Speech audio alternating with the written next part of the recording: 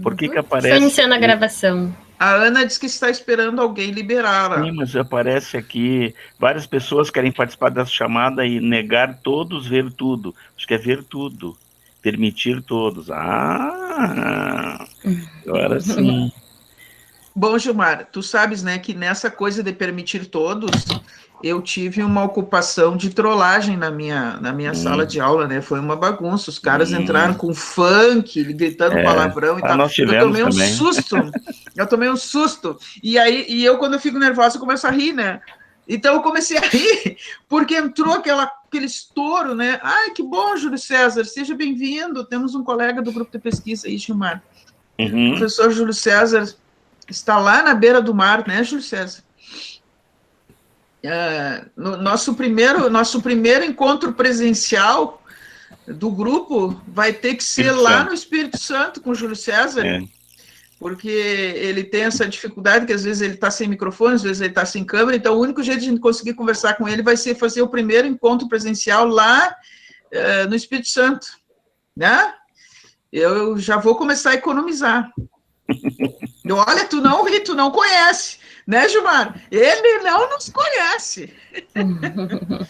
Se não fosse a pandemia, a gente já tinha ido.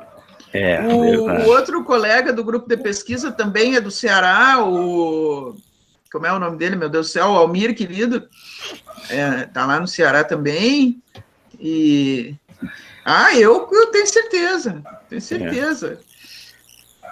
Bom, acho que vamos recomeçar, né? Vamos fazer essa parte um pouquinho mais rapidamente, aí vamos direto para a Ana Carolina, porque a Ana Carolina tem muita coisa importante para nos dizer hoje. Naquele momento, nós estávamos, na verdade, em 18, nós estamos em 16 agora. Mas tem gente entrando aqui. A Tereza não estava, a Isabel estava tentando, a Edith estava tentando. Tá, então... boa noite, desculpa, eu só fui 15 minutos para entrar, para conseguir. Pois é. Mas quanto mais difícil, melhor, né? Quanto mais difícil, que nós estávamos com problema de permissão aqui. Deixa eu mandar aqui a correção do link, Gilmar. Sim. Geralmente, quando a gente entra pelo link da universidade, não precisa de permissão, né? E hoje eu precisei também. Sim, hoje atualização do link. Onde é que eu pego o link certo, né, Gilmar? É aquele que está em cima ali, né? No buscador, né? O bom é que aí a gente vai relaxando, né? Eu disse que eu sou professora desde os 17. Eu tenho 56 anos, mas cada vez que eu vou fazer uma palestra ou dar a minha primeira aula, eu me sinto sempre com um sentimento de estreia, assim, sabe? Eu fico com certo frescor, assim, no estômago, uma falta de ar, sabe? Mas agora já aconteceu tanta coisa. Aqui, coloquei um novo link ali também, para se alguém quiser enviar para alguém. Mas vamos lá, gente. Vamos lá? Não, Gilmar, esse CC Elite aí, não, aquele teu Elite ali não existe. É só CCS, é só até o S. Eu estava colocando ao invés do J o I, não consegui entrar, até que o professor mandou. Tá, tudo bem. Então, paramos, vou apresentar a nossa palestrante da tarde. Vamos direto, agora sim. Direto para a palestrante? Vamos lá, porque tem muita coisa bonita para aparecer aí. Não, mas, bom, tá, vocês é que sabem. Vamos lá.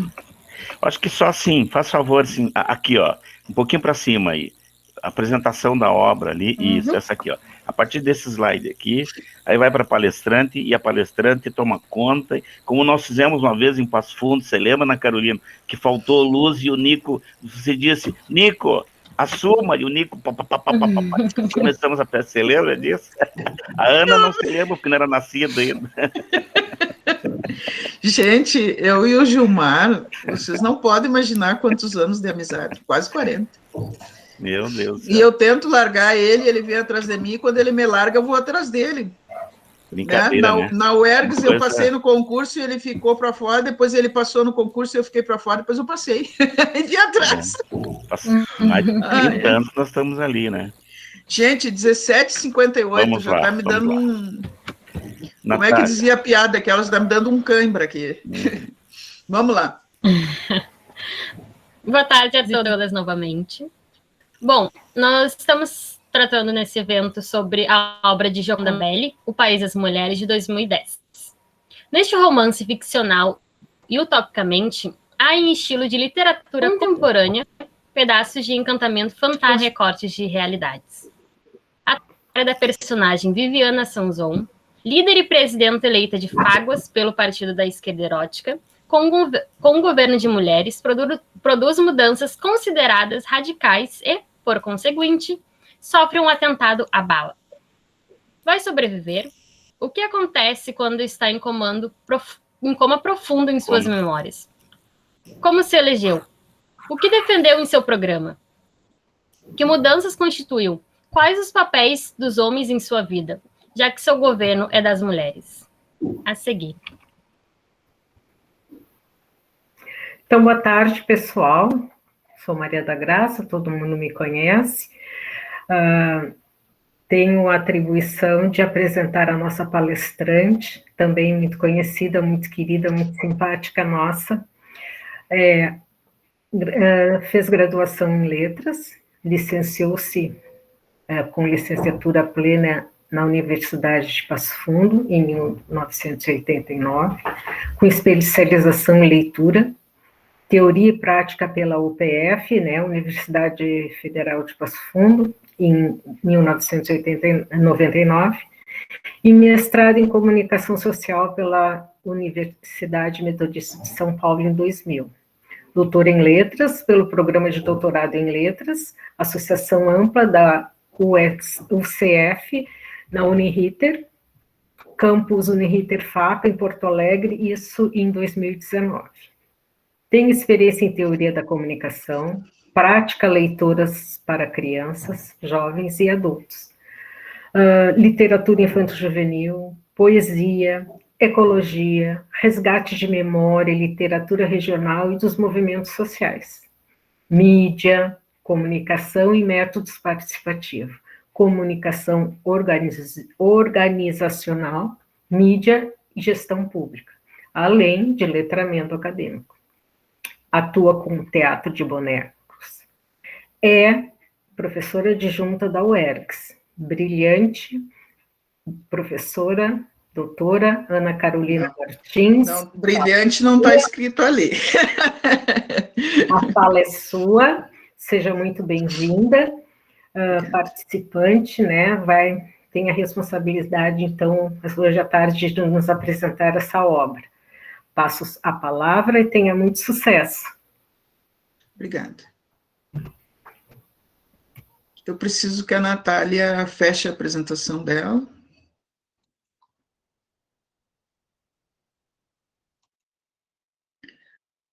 Manifesto do Partido da Esquerda Erótica. Somos um grupo de mulheres preocupadas com o estado de ruína e desordem de nosso país. Desde que esta nação foi fundada, os homens governaram com participação mínima das mulheres. Por isso, nos atrevemos a afirmar que a gestão deles foi um fracasso. De tudo, nos receitaram nossos ilustres cidadãos: guerras, revoluções, eleições limpas, eleições sujas, democracia direta, democracia eleitoreira, populismo, semifascismo, ditadura, ditabranda. Suportamos homens que falavam bem e que falavam mal, gordos, magros, velhos e jovens, homens atraentes e feios, homens de classe humilde e de classe alta, tecnocratas, doutores, advogados, empresários, banqueiros, intelectuais. Nenhum deles pôde encontrar o modo das coisas. E nós, mulheres, já estamos cansadas de pagar o pato por tantos governos ineptos, corruptos, manipuladores, baratos, custosos, usurpadores de cargos e sem respeito pela Constituição. De todos os homens que tivemos, não se salva um. Por isso, nós decidimos que é hora de as mulheres dizerem: chega! Todas sabemos que nós, mulheres, somos peritas na arte de limpar e lidar com os assuntos domésticos. Nosso dom é a negociação, a convivência e o cuidado com os assuntos domésticos. Nosso dom é a negociação, a convivência e o cuidado das pessoas e das coisas. Sabemos mais da vida cotidiana que muitos de nossos governantes que nem se aproximam de um mercado. Sabemos de quem anda mal no campo, o que anda mal na cidade. Conhecemos as intimidades de quem se faz de santo. Sabemos de que barro os homens são feitos, porque de todas nós saíram alguns piores, esses que as pessoas livram da culpa quando chamam de filhos da puta. Por tudo que dissemos, consideramos que para salvar este país, nós, mulheres, temos de agir e botar ordem nesta casa suja e bagunçada, que é a nossa pátria, tão nossa como de qualquer um desses que não sabem comandar e que a entregaram desonrada, vendida, penhorada e dividida, como dividiram os ladrões as vestes de Jesus Cristo. Por isso, fizemos esse manifesto para levar ao conhecimento de mulheres e homens que já podem deixar de esperar pelo homem honrado e apostar agora em nós, as mulheres do partido da esquerda erótica. Somos de esquerda porque acreditamos que um gancho da esquerda no queixo é o que merecem a pobreza, a corrupção e o desastre deste país. Somos eróticas porque eros significa vida, que é o mais importante que temos, e porque nós, mulheres, não apenas estivemos desde sempre encarregadas de gerá-la, mas também de mantê-la e protegê-la. Somos o PI, porque nada mais nos sustenta além do desejo de caminhar para a frente, de traçar um caminho ao andar e de avançar com aqueles que nos seguem. Prometemos limpar esse país, varrê-lo, esfregá-lo, sacudi-lo e lavar o lodo até que brilhe em todo o seu esplendor. Prometemos deixá-lo reluzente com cheiro de roupa passada. Declaramos que nossa ideologia é o felicismo, fazer com que todos sejamos felizes, vivamos com dignidade, com liberdade restrita para desenvolver todo o nosso potencial humano e criador, sem que o Estado restrinja nosso direito de pensar, dizer e criticar o que quisermos.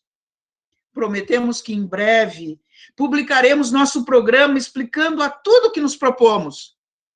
Convidamos a todas as mulheres a nos apoiarem, a se juntarem a nós. Convidamos os homens a refletir e recordar quem os criou e a meditar se não seria melhor ter uma mãe do que um monte de país da pátria que, depois de todos esses anos, não fizeram nada. Unam-se ao partido da esquerda erótica e não continuem metendo os pés pelas mãos. O que acharam? Brilhante, né? Muito brilhante, mesmo. né?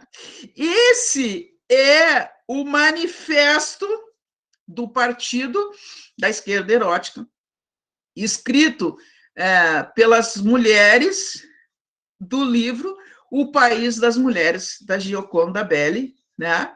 Estamos aí com uma efusão de manifestações dos livros, né? Professora Ana Maria Buena Costa, seja bem-vinda, e todos os demais. É com muita responsabilidade que eu assumo essa condição de apresentar para vocês essa história. Conversamos como que abriríamos, né? E nesse diálogo de como abrir, achamos que a coisa mais correta seria abrir o evento com o Manifesto das Mulheres, porque neste manifesto está, então, a trajetória do livro, a narrativa do livro, tá? Eu vou abrir, se me permitem, eu vou abrir aqui eu fiz apenas um rascunho de pontos importantes para não esquecer, mas eu vou trabalhar especificamente com vocês em cima da história do livro, tá?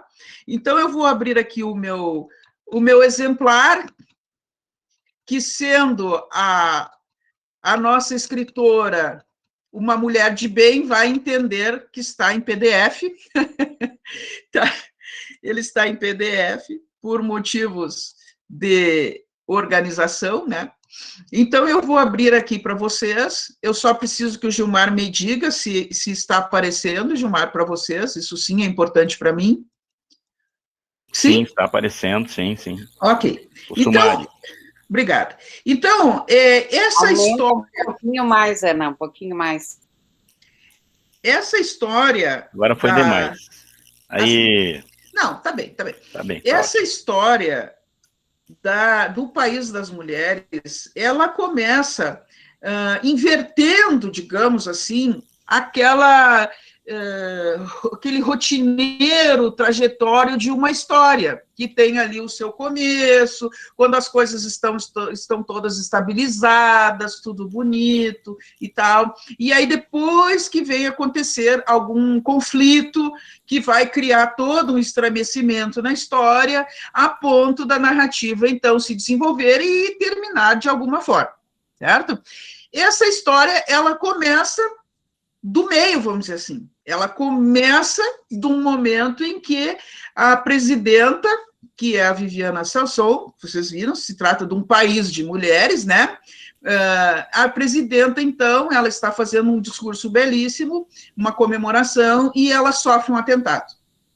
Então, começa aí, né? Você começa a ler, há uma descrição da forma bacana como ela é uma mulher muito voluptuosa fisicamente, muito bonita, estava muito bem arrumada, ela fala muito bem, ela é muito sedutora, assim, no jeito de falar, né? Tem muito jeito, muito carismática. Então, ela está falando para o público, há muita gente, e quando estouram os fogos de artifício, que ela termina, ela é aclamada, estouram os fogos de artifício, ela sofre um atentado. Então, aí é aquele baque. Nós também sofremos aquele atentado, né? Porque a Belle escreve muito bem, a gente vai navegando, né? A gente vai navegando naquele episódio, naquele momento, naquele movimento de pessoas e tal, né? Então, você vai ali curtindo, aí, pá! Né? E ela sofre um atentado. Então, no momento que ela sofre um atentado, a história começa a acontecer de uma forma reversa. Ela é hospitalizada, obviamente, socorrida, né? E ela começa aos poucos lembrar alguns acontecimentos, e nessas lembranças dela, no plano do inconsciente, óbvio, ela está num mundo mágico, digamos assim, ela está num mundo intermediário, ela não sabe o que está acontecendo com ela, mas ela começa, então, lembrar coisas que aconteceram com ela, e através dessas coisas que ela vai lembrando, a gente vai descobrindo a história. Então, a história vai se desenvolvendo em dois tempos, né? Um tempo cronológico, que é o tempo da investigação sobre o atentado, que é a busca para saber o que pode ter acontecido, que é a movimentação daquelas assessoras delas, as mulheres que ganharam a campanha presidencial deste país agora, governado por mulheres, e, ao mesmo tempo, vai acontecendo num tempo psicológico, que é o tempo dentro da memória dela. Né? Então, a autora, ela tem um dom brilhante, né? Ela escreve muito bem, e ela faz com que a gente navegue de um tempo para o outro, praticamente sem se dar conta, né? Nós vamos navegando praticamente sem nos dar conta, e aos poucos vamos adquirindo elementos do que ela vai lembrando, e do que a Viviana vai lembrando, e do que a Gioconda, como narradora, né, vai nos permitindo saber dos fatos no tempo cronológico, né, no tempo concreto da história, e aí você vai construindo, então, a narrativa. Eu brincava com o Gilmar, eu fiz um resumo, assim, muito frio, para depois poder entrar nos detalhes, né? E porque eu brincava com ele, eu disse a mesma coisa que você dizer assim, achou que a namorada estava morta e se matou. E aí, o que é isso? Romeu e Julieta. Romeu e Julieta. E matou o Romeu e Julieta, né? Mas, para resgatar a história, então, eu vou descer aqui pelo sumário rapidamente, um resumo brutal, porque a história é maravilhosa. Então, eu vou fazer um resumo brutal aqui para vocês do que conta essa história. E depois eu vou, então, entrar em mais 2 momentos, certo? Porque toda a narrativa, isso aí quem trabalha um pouco com literatura sabe, ela tem a chamada teoria do Greimas, né? Toda narrativa, ela tem três andares. Eu sempre brincava com meus alunos que todo meu aluno tinha um desenho de bolo no caderno, né, que são os 3 andares. A estrutura de superfície, que é aquela parte que a gente enxerga, que é o resumo da história, né, a história que a gente conta. A estrutura intermediária, que é quando se corta o bolo e vê como é que ele foi feito, né? Então, eu quero cumprir isso aí com vocês. E a estrutura profunda é assim, ok, ela fez tudo isso, apresentou essa história de superfície, com que objetivo profundo? Né? Então, eu pretendo dividir nesses três momentos. Tá? E a forma como eu resolvi contar para vocês o resumo foi também considerando uma teoria sobre narração que aproxima o formato das narrativas no geral ao formato dos contos maravilhosos. Né? Isso aí vem desde estudos passados, né? E em especial eu vou usar um esquema do Adam, onde ele coloca que, em geral, os contos eles têm um determinado esqueleto, né? E esse esqueleto, como eu falava para vocês, como que está na situação inicial, o que acontece para gerar o conflito na narrativa e como que essa narrativa se conclui. Né? Então, começando nessa organização mental, que depois eu vou mostrar para vocês o esqueminha, né? Quando eu entrar na segunda parte, que é na parte intermediária, como é que ela construiu esse texto, né? Eu vou seguir aqui pelo sumário, tá? Gilmar, por favor, você não apenas controle meu tempo, como você acrescente alguma coisa quando achar necessário, tá? Então, esse país das mulheres, como foi apresentado ali pelas meninas, ele era um país, uma nação ocupada pela corrupção, pelo desastre, por todo o sofrimento, por desrespeito às pessoas, e, em especial, pela massiva presença masculina como autoridade. E essa presença masculina, ela levava para as suas ações algo que a gente vê muito hoje, infelizmente, que continua acontecendo, como se realmente, naturalmente, o homem fosse superior à mulher, né? Então, a gente vê muito isso hoje, vídeos de pastores de igreja falando isso, olha, você, mulher, para que você vai estudar? É o seu marido que tem que ser o melhor em casa. E não só na igreja, em diversos lugares a gente ouve isso, né? O seu marido que tem que ser o melhor, ele que tem que ser a pessoa que sabe, ele que é o comando da casa, ele que é a cabeça da casa, né? Então, essa coisa repetida inúmeras vezes e historicamente fez com que se criasse uma cultura de que isso era natural, né? Que era da natureza humana o homem ser, digamos assim, melhor, mais apto a governar, a fazer coisas mais profundas do que a mulher, a quem então foi relegado serviços como elas mesmas ali falam no manifesto, né? Lavar, passar, cuidar dos filhos, manter a casa limpa, enfim, né? Então, esse país, nesse estado, faz com que haja um desconforto na nação. E acontece, então, uma situação bastante particular, que é uma intervenção, tá, da natureza. Eu já vou contar para vocês o que foi. Então, aqui, vou mostrar para vocês apenas o visual do sumário.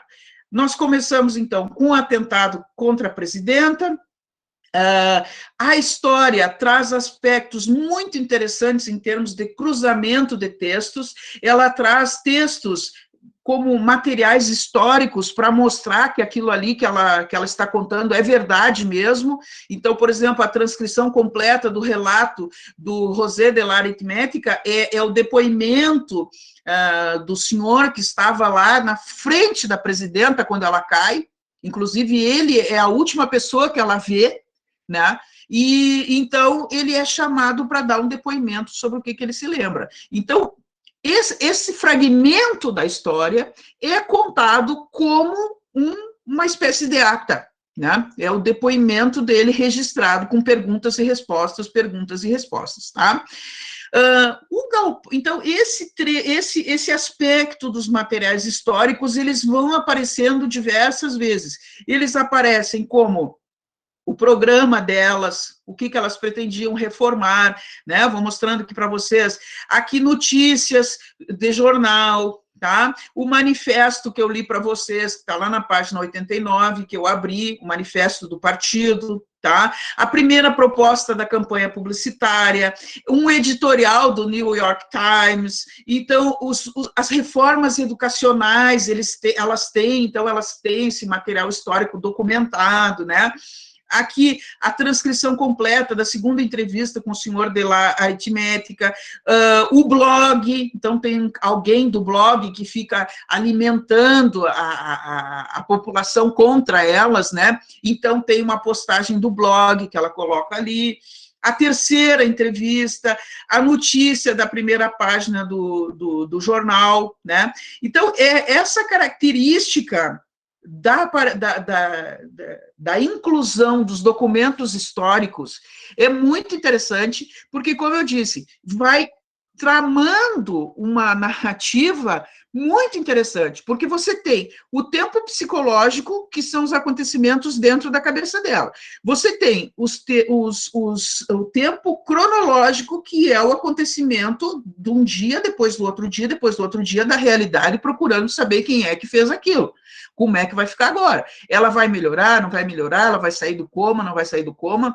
Além disso, a autora, então, vai subsidiando o leitor com alguns documentos históricos mostrando, tá vendo? Isso aqui é verdade mesmo, ó, aconteceu aqui, tá? Deu no New York Times, né? Então, essa inserção dos documentos históricos são muito interessantes, porque você está naquela parelha ali entre as duas narrativas, aí entra um documento histórico com uma informação pontual, né? Que apesar de quebrar aquele clima da narração, ele fortalece a narração porque você acredita que aquilo ali é real. Você acredita em Fáguas, né? Você acredita no país. Você acredita que realmente aquilo ali está acontecendo, porque está no jornal, está no blog, está na ata ali, no registro do depoimento do Ministério da Defesa. Então, é verdade isso tudo que está acontecendo, né?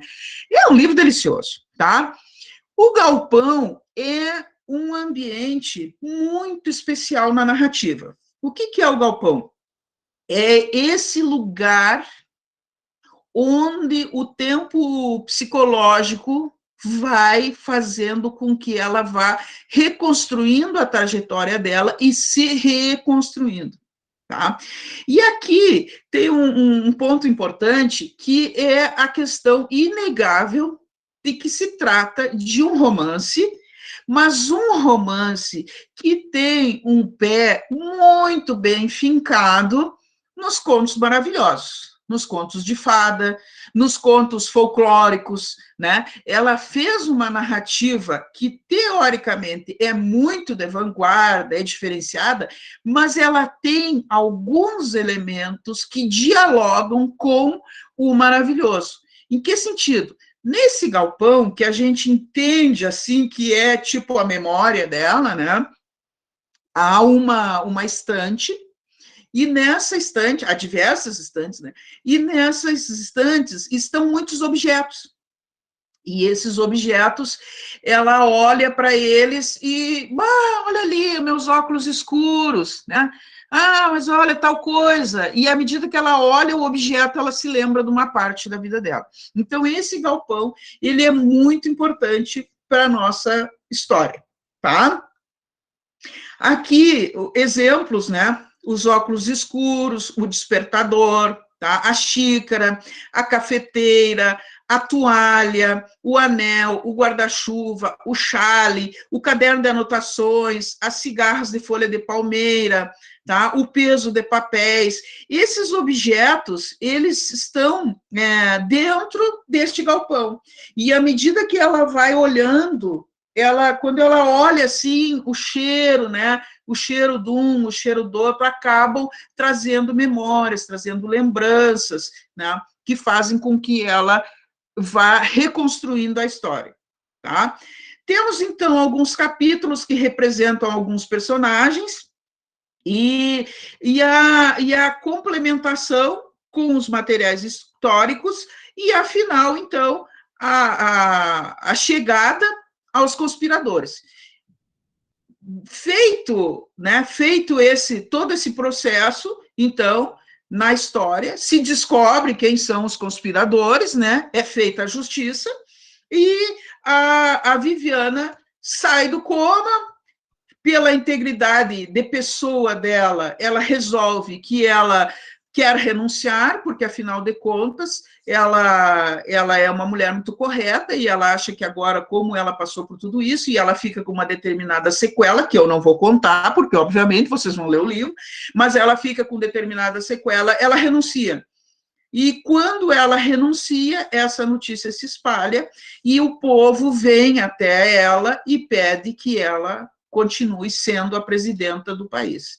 Então, vejam, é uma história típica de narrativa, onde você tem uma situação equilibrada, ou seja, houve um momento de opressão, uma dificuldade terrível, que era o domínio masculino, e não só masculino, como um masculino corrupto, num país. Então, há um grupo de mulheres que resolve assumir uma condição de comando e de transformação social. Então, elas resolvem fazer uma campanha publicitária, uma campanha envolvendo aspectos que elas dizem tipicamente de mulher, né? Que seria a questão do cuidar, do afeto, do respeitar, do compartilhar, do limpar, e etc.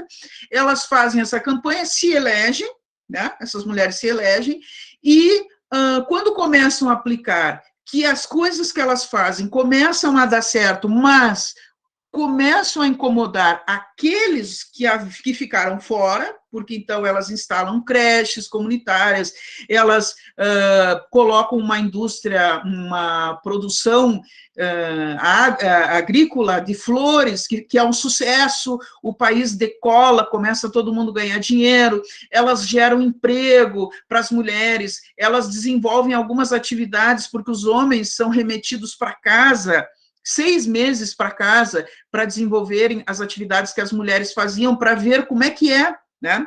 Então, elas fazem esse convite para os homens para assumirem, então, essa posição, e as mulheres todas assumem o governo e os homens vão para casa. Então, isso, para muitos homens, dá certo, porque os homens começam a entender tudo que as mulheres passam, para outros, eles ficam revoltados, né? O grupo que elas tiraram, vamos usar um termo pesado, mas é o termo que eu quero dizer, aquela quadrilha que estava no governo, que elas conseguem tirar, continua se articulando, né? Então, aí nós entramos direto no conflito, tentativa de golpe, com a morte da presidenta, né? Então, aquele estado de opressão que foi superado, então, todos os sujeitos, as mulheres estão num estado completo de felicidade, foi transformado, o país está maravilhoso, tudo está andando para frente, sofre aquele atentado pelas forças do mal, né? Vamos dizer assim, que tentam sucumbir. E aí, nessa tentativa de destruir o que ela construiu, o povo, ao sentir que realmente ia perder tudo aquilo que tinha sido conquistado de bom, observa que, então, era melhor com ela. era melhor com aquele Estado novo, né? O novo é melhor. A convivência respeitosa, os direitos humanos, o respeito à natureza, porque até isso entra no livro, ela coloca algumas atitudes ecológicas muito bacanas, né? De preservação de parques e bosques e tal. Então, eles entendem que realmente é melhor continuar, é melhor que o país continue evoluindo com aquelas mulheres. E, obviamente, como toda boa narrativa, chega no final, você tem ou uma punição ou uma sanção dos conspiradores. No caso de Fáguas, nós temos uma punição dos conspiradores. Eles são presos, são punidos, e ela, então, Viviana, volta ao poder com todas aquelas mulheres que a apoiavam, e como se diz, Gilmar, como é que se diz nos contos de fada? E então, eles são o quê, Gilmar? Felizes? Felizes para sempre. Felizes para sempre. Então, esse é um resumo bruto, tá? Esse é um resumo bruto da história. Como a ideia, tá? E não é apenas, isso aí nós conversamos, né, Gilmar, que a ideia não era contar toda a história para vocês. A ideia é contar coisas importantes do livro para vocês, deixá-los curiosos, né? Então, é isso que eu estou tentando fazer, contar, claro, foi isso, a história, o livro é esse, a história é essa, mas eu não vou dar os detalhes, porque os detalhes é que são o livro, né? Os detalhes é que são o livro, tá? Mas eu não sei como é que nós estamos de tempo, Gilmar. Eu queria entrar, então, na segunda etapa da minha explanação, tá? Então, a primeira etapa é a questão do resumo. A história é essa, como eu disse, eu vou fazer um resumo grosseiro, né? Achou que a namorada estava morta e se matou. Pronto, Romeu e Julieta.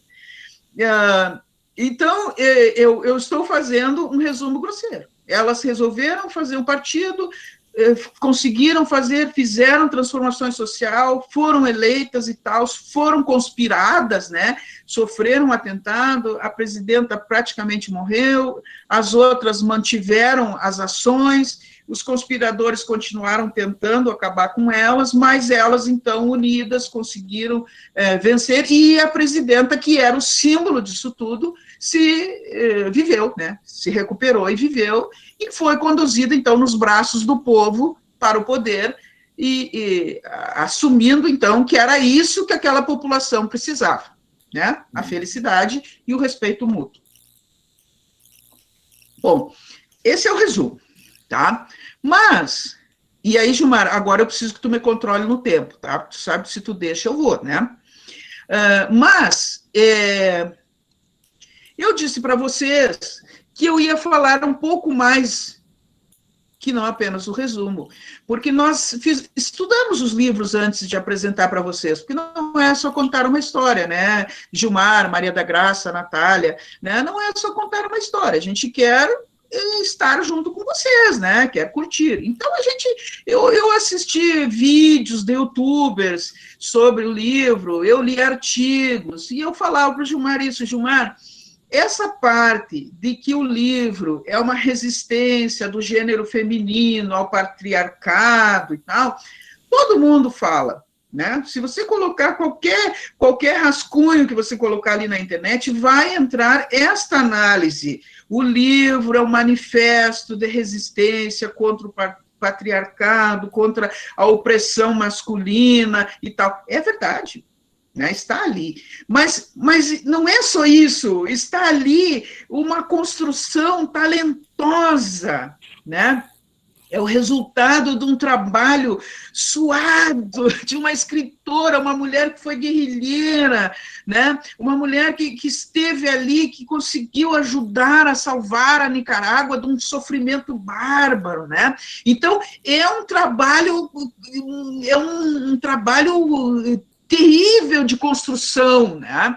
Então, eu falei para o Gilmar, eu vou fazer com eles uma reflexão em 3 partes. A estrutura de superfície, a estrutura intermediária e a estrutura profunda.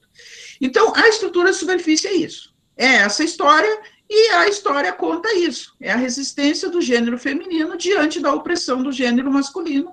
e a vitória é do gênero feminino, mas no sentido de trazer o gênero masculino, alavancar o gênero masculino para uma melhor forma de ser humano.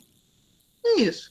Agora, na parte intermediária, como é que ela construiu? Então, vou tomar a liberdade aqui de abrir e mostrar para vocês algumas considerações que eu fiz, tá? Gilmarzinho, me diz se está aparecendo aí, por favor. Sim, está aparecendo. Mas viu, Ana, como agora são 18h33, você teria mais uns 25 minutos. Sim. Você passa um pouquinho, acho que mais rapidamente na parte intermediária e vai na análise profunda que eu sei que vai ser o debate, né? O debate, até porque a gente quer ouvir as pessoas, né? Quando o público é qualificado como o que nós temos, a gente quer ouvir as pessoas, né? Então, coisa de professora, a gente tem que fazer uma capa, né? Então, coisa de professora, é rascunho. Que significativa essa capa, né? É rascunho, mas coisa de professora, a gente tem que fazer uma capa. Então, a minha capa foi fazer uma interpretação aqui da capa do livro, né, o original, O País das Mulheres, e esses pés pintadinhos, com as unhas pintadinhas em vermelho, eles têm um significado, tá? Porque isso aqui era a bandeira do partido delas, e não era só a bandeira do partido delas, foi uma das estratégias da campanha publicitária delas para conquistarem as mulheres. Então, elas iam nas casas e pintavam as unhas das mulheres e iam conversando sobre o partido, sobre a questão da opressão e tal. E vejo os simbolismos, né? O fato delas pegarem os pés das mulheres, pintarem as unhas, lembra muito algumas coisas assim, do lava-pés, né? Ali na Semana Santa, que o Papa lava os pés dos pobres como um ato supremo de humildade, né, e tal. Então, essa relação delas se curvarem perante as mulheres, né? Essa relação delas, esse trato delas de pintarem as unhas das mulheres de vermelho. Então, essa capa, ela tem todo um significado que faz com que a gente mergulhe na obra já pela capa, né? Coloquei uma foto dela aqui, como diz as meninas, é uma mulher com 72 anos, se não me engano, agora atuante, uma cabeça brilhante, né, um sorriso lindo, inclusive por fora, né, Gilmar, como já diria o Galeano. Uhum. Então, aqui o romance, eu tinha feito o romance frio, como eu disse, o resumo frio, né? O romance acontece num país ficcional, chamado Fáguas, na América Central, que todo mundo, em todos os resumos, diz que deve ser uma representação da Nicarágua, dominado por homens. Algumas mulheres resolvem fazer mudança em seu sistema político e social, tornando um país governado somente por mulheres, devido à ação do vulcão local, e aqui vem a questão da natureza, que eu disse para vocês, que elas tiveram um fator, né, que fez com que elas tomassem aquele impulso, né, que foi este momento mágico da ação do vulcão local. Então, na ação do vulcão local, os homens sofreram uma queda da libido e, em função de déficit de testosterona, né, e o Mitre, com sua fumaça, abre a porta para os sonhos dessas mulheres. Então, a fumaça do vulcão fez com que os homens tivessem uma queda na testosterona e uma queda na libido, e baixaram um pouco a bola, literalmente, né? Pararam um pouco pararam daquela energia e tal, e elas, então, aproveitam esse momento, as eróticas, né, para lançar a campanha eleitoral, a revolução de gênero e social, e conseguem melhorar, então, o país, estabelecendo um regime de igualdade entre homens e mulheres, primando pela divisão, aqui eu coloquei pela não divisão do trabalho e das atividades pela cultura dos homens, mas por uma cultura que evite a violência de gênero. A história vai ter seu grande ponto de conflito quando a presidenta sofre um atentado. Esse atentado faz com que a sociedade do país se questione sobre a validade das mudanças. A estrutura feminina no poder investiga e é auxiliada por um bom homem, consegue descobrir os autores do atentado antes que eles atentem novamente contra a presidente, porque os conspiradores continuam conspirando contra ela. O fato dela ter ficado viva incomoda eles, né? E eles continuam conspirando contra ela. Então, essa se recupera, assume novamente sua posição, levada de volta pelo clamor popular. Então, eu li para vocês o manifesto, que no meu PDF está na página 47, comentei com vocês sobre a campanha publicitária, um aspectozinho só, que foi esse das unhas, né? E aqui eu trago para vocês, então, um esquema da narrativa do Adam, um autor que estudou essa questão das narrativas, né, e resgatou outros estudos, a partir de um texto do professor André Guinland Vieira. Hoje ele trabalha na UBRA, mas ele, quando escreveu isso aqui, ele era doutorando da URGS, do conceito da estrutura narrativa, sua crítica. Então, ele pega uma série de autores que abordaram, né, a questão da narrativa, e eu pirateei dele 2 esquemas, tá? Estou fazendo a citação, inclusive, né? Mas pirateei dele 2 esquemas. Um é o da narrativa do Adam, né? Então, nós temos a situação inicial, como eu já havia falado para vocês, não vou repetir, a transformação. Então, nós tínhamos o universo, primeiro o universo masculino, onde havia a falta do respeito e da ação feminina. Aí, então, você tem a transformação, e dentro da transformação você tem uma perseguição, né, e uma tentativa de corromper essa situação final. Mas as forças, vamos usar 2 termos paradigmáticos, né, as forças do bem vencem as forças do mal, a falta é corrigida e, no final das contas, fica tudo bem. Então, eu falava com o Gilmarzinho, eu dizia o seguinte, há alguns elementos na história dela que remetem muito aos contos de fada, aos contos maravilhosos, aqueles contos folclóricos que tem um ser superior, um mago, um poder, né, que faz com que as coisas funcionem, o gênio da lâmpada, o pirlim-pim-pim, sei lá o quê. No caso do vulcão, eu falei, Gilmar, eu acho que o vulcão é quase uma representação de um deus, mas um deus que está, porque o vulcão fica acima, né? E o vulcão, ele tem uma autoridade, porque ele, inclusive, há um momento que ela diz, o vulcão continua lá ereto.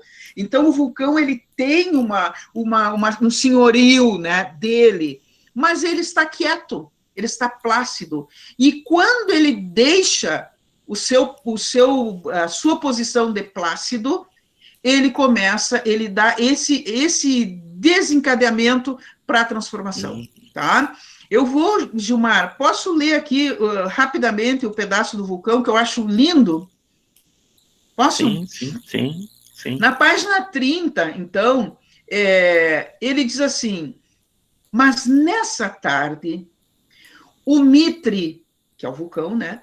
Mas nessa tarde, o Mitre deixou seu plácido papel de pano de fundo para mostrar que estava são e salvo.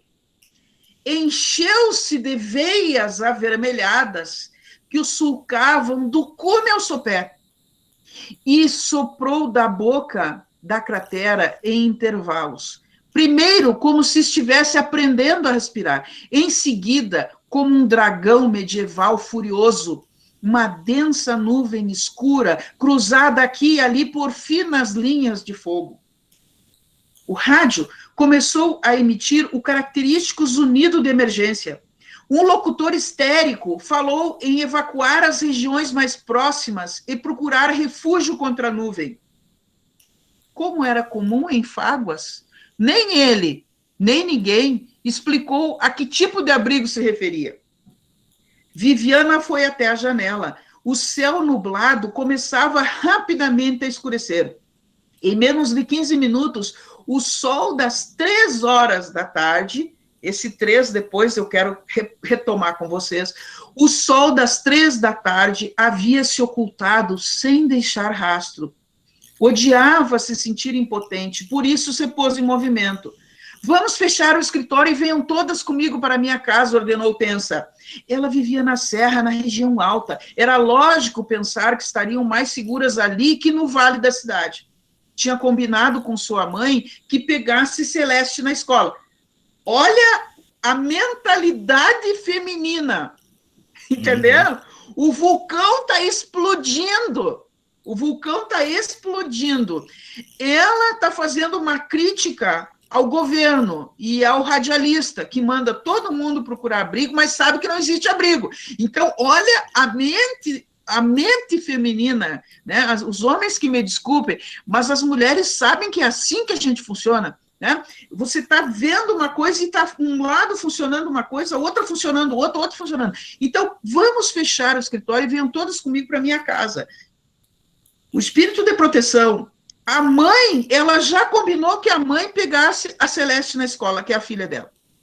A exceção de Ife e Rebeca, que são as amigas, né, que acabam depois fazendo parte do governo do país, que foram para casa juntar-se aos filhos e ao marido, as outras entraram nervosas em seus carros e saíram atrás dela.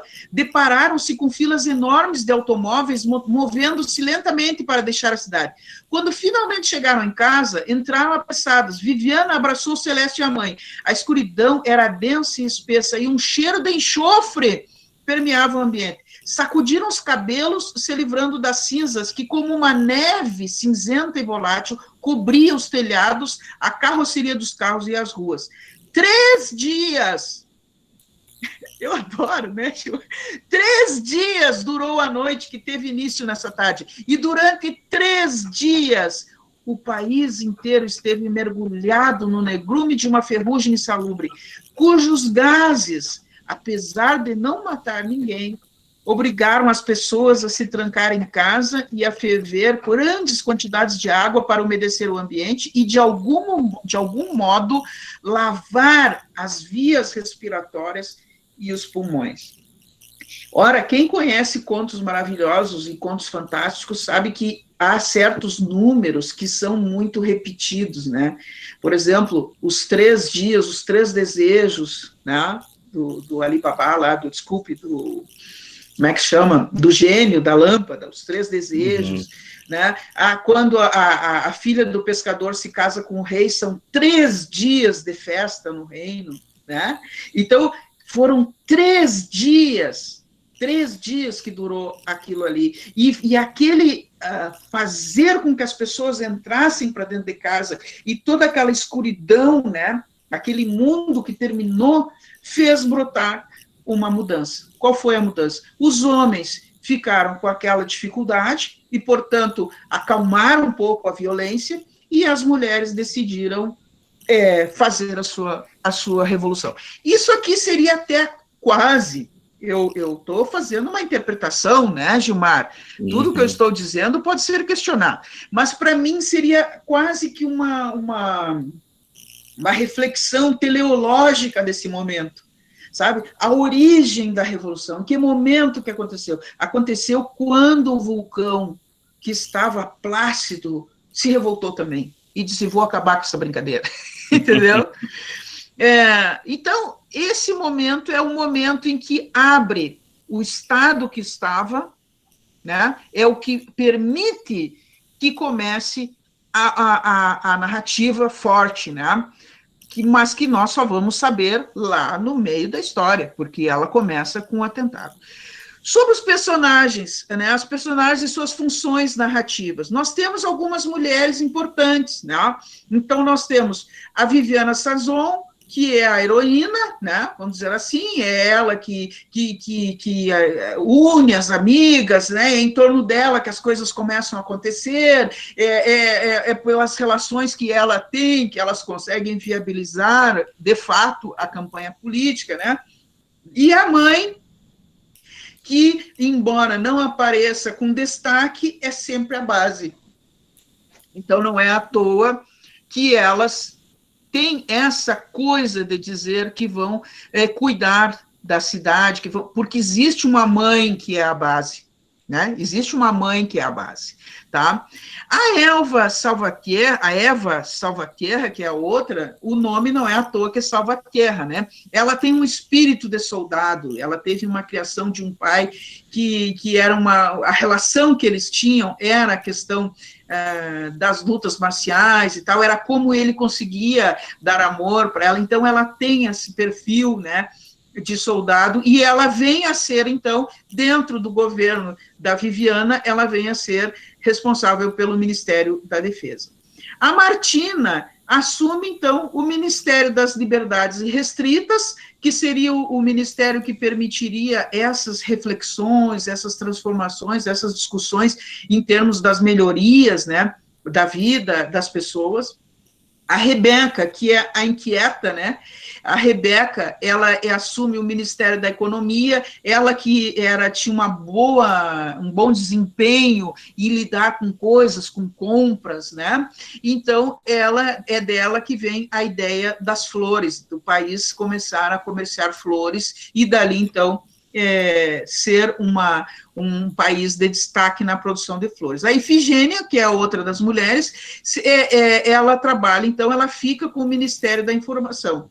Ela é uma dona de casa caprichada, né, caprichosa e tal, mas ela trabalha, então, com comunicação e ela acaba assumindo o Ministério da Informação.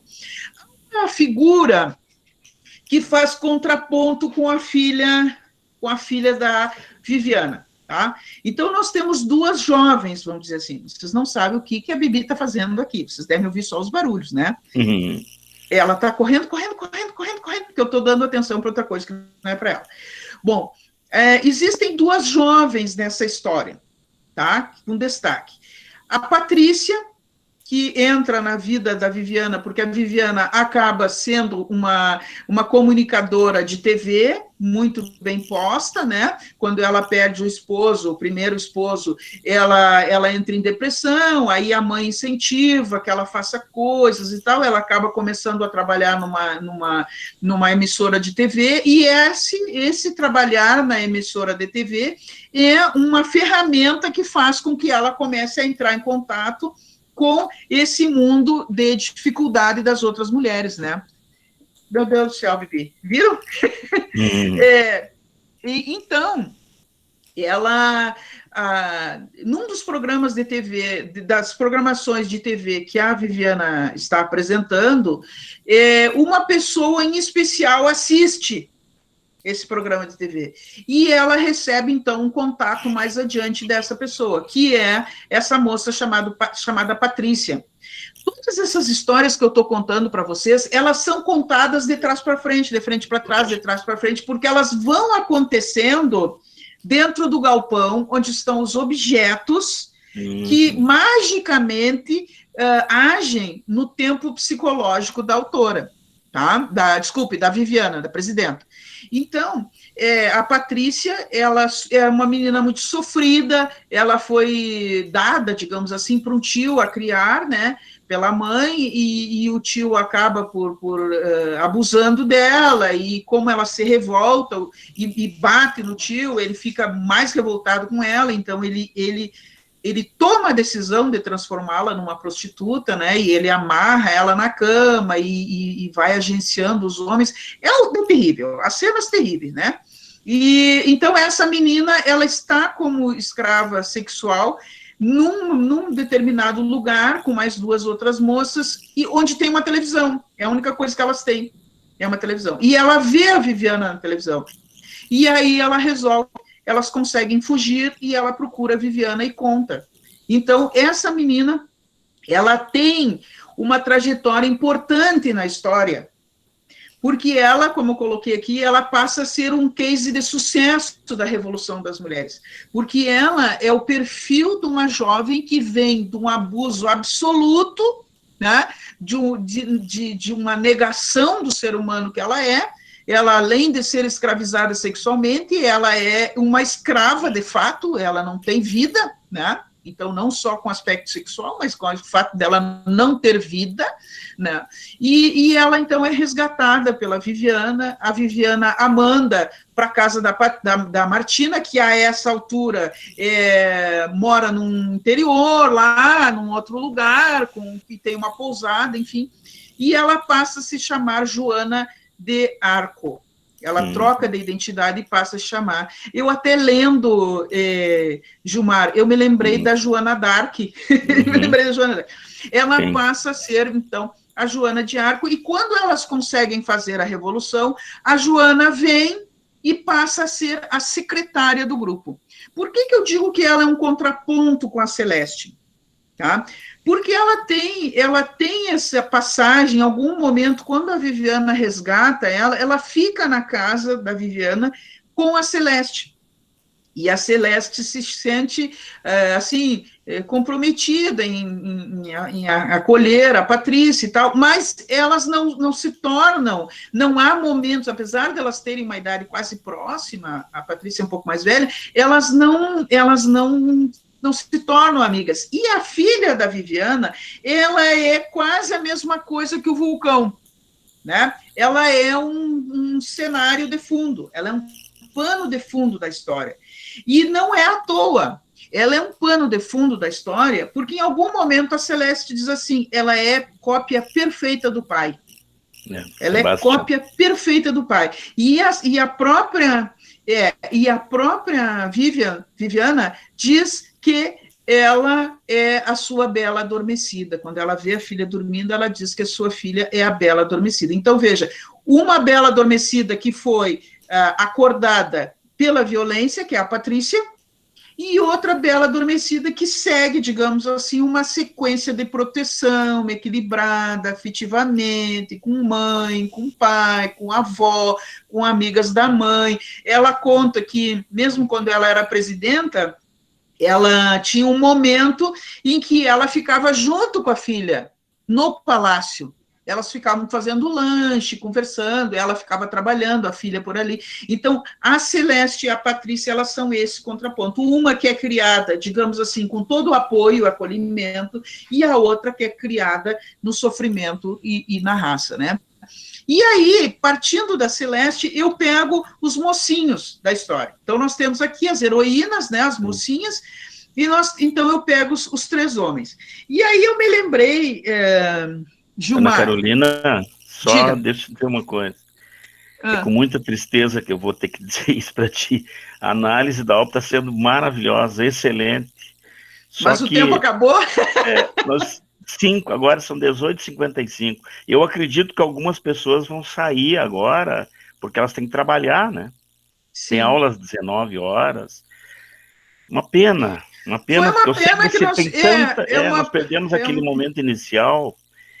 Então, quem sabe você faz um fechamento aí, passa o que você ia mostrar e faz um fechamento. Tá. Que é uma pena mesmo, porque a tua análise... Não, eu também. Sensacional. Não, eu penso assim que é uma pena no geral, né, Gilmar? Mas as coisas acontecem assim. E como o livro é concreto, é bom até que eu não consiga colocar tudo, porque essa é a minha avaliação. Entendeu? Pode ser que alguém pegue o livro e diga assim, não, mas eu não entendi isso aqui. E isso que é a literatura, né? A múltipla possibilidade do leitor entender as coisas. Eu posso estar fazendo uma interpretação aqui em cima do meu conhecimento, mas pode ser que alguém leia o livro e diga, mas eu acho que não é isso. Então, leiam o livro, né? Então, eu li o livro e pode ter certeza que é por aí. Obrigada. Tu não vale, que tu é meu amigo, tu me quer bem. Estou acompanhando pelos meus alfarrabos aqui, ó. Então, aqui os mocinhos e heróis, né? Nós temos três homens que são mocinhos e heróis, e eu me lembrei da Teresa, né?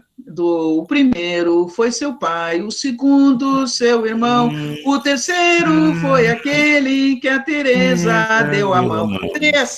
Três homens. Então, tem o Sebastião, que é o marido, né, que o marido ele chega a ser quase um irmão pela forma como eles se relacionam, mesmo sexualmente, é uma coisa muito afetuosa, no sentido de irmandade mesmo, tanto que ela diz que ele tem uma ternura quase feminina, e enquanto personagem, até nisso, ele desaparece, ele morre num acidente de carro antes do Emir chegar, né? E o Emir, no caso, o Emir é um príncipe encantado, né? Ele não chega no cavalo branco, mas ele vem no avião. O Emir é um espetáculo, né? E ele vem com um castelo. Ele é quem consegue viabilizar e colocar a Viviana nos lugares certos para ela conseguir apoio político, para ela conseguir, né? Então ele é o terceiro. E o José de la Aritmética, toda a história, ele é o fio da Ariadne, né? Ele é o fio que conduz, inclusive é ele que descobre os conspiradores. Ele é a figura do homem bom, o homem justo. Ele é o pai generoso. Ele se sente pai delas, é ele que descobre o negócio. Então eu me lembrei, eu estava olhando isso aqui, estava me lembrando, o primeiro foi o pai, que foi quem ela viu quando ela foi morrer, né? Quando ela foi baleada, que ela olhou, o primeiro foi o Sebastião, exatamente. O segundo foi o Sebastião, que, como eu digo, é igual ao pai, né? Eu coloquei, era a sombra. Ela chamava ele de Pequeno Príncipe, porque ele era um cuidador, né? Ele era um cuidador. O Emir, que é o príncipe encantado. Então, são os três homens. Aqui, na página 21, aí vocês procurem, né? Que são os elementos mágicos para a volta ao passado. Eu só faço uma observação. Eu ia comentar sobre eles, mas concordo que não vai dar tempo, né? Que a maior parte dos objetos que estão lá dentro do galpão e que servem como esse pó de pirlim-pim-pim para ela voltar para o passado, e esses objetos, eles são todos ligados ao universo feminino, tá? Então, são colírios, lenços de papel, aqui portas-moedas, joias, cosméticos, cafeteira, anel, pulseira, toalha e tal. E esses objetos, né, que ela perdeu, ela reencontra nesse lugar mágico, etéreo, nessas estantes que vão e voltam, que é o tempo psicológico dela. Então, eu coloco aqui que a função dos objetos em relação às passagens do tempo, eles têm um objeto simbólico, qual seja, por exemplo, quando ela perde o anel, é quando ela fica com o Emir. Então, ela esquece o anel, e o anel tinha sido dado pela mãe. Então, eu digo que é um rompimento com o lar materno, né? O Emir, que faz abre as portas dela, da presidência para ela, né? Faz os contatos e tudo mais, é aquele sonho de romance dela, ele não consegue estar na posse, e ele dá um chale para ela.